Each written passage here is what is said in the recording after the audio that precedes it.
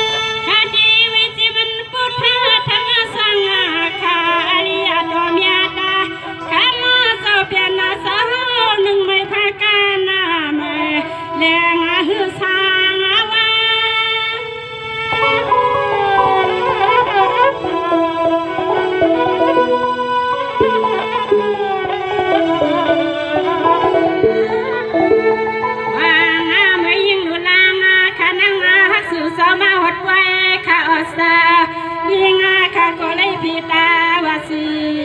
กามาไหลสมาอันขนังจางหูสานมาหานาข้า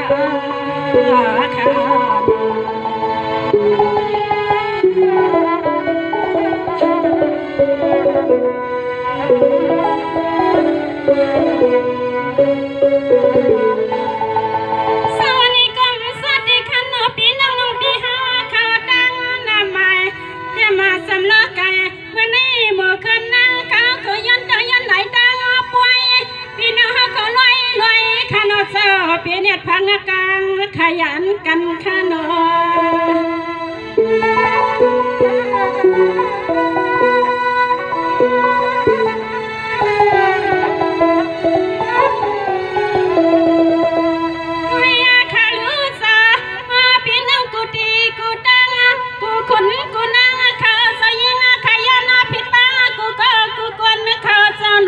พี่ไปเมื่อนัว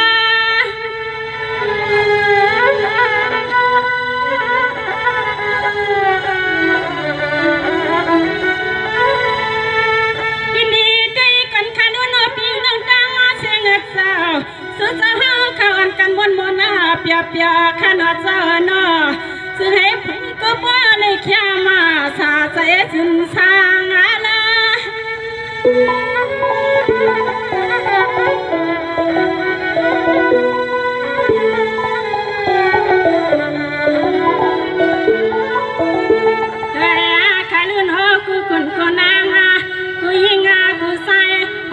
ปามีในกระดังเสียงเจ้าเสื้อมานังเสเลนไปปั่นใส่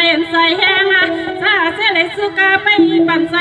แห้งกระดังเสียงเจ้าเสื้อพลกระดาสุขามาซานังกลายิงคาที่ซอยสุปานเขาคำไหน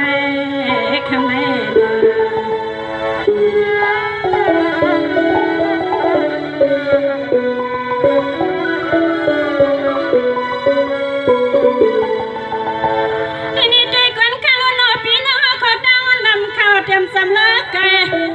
เพมา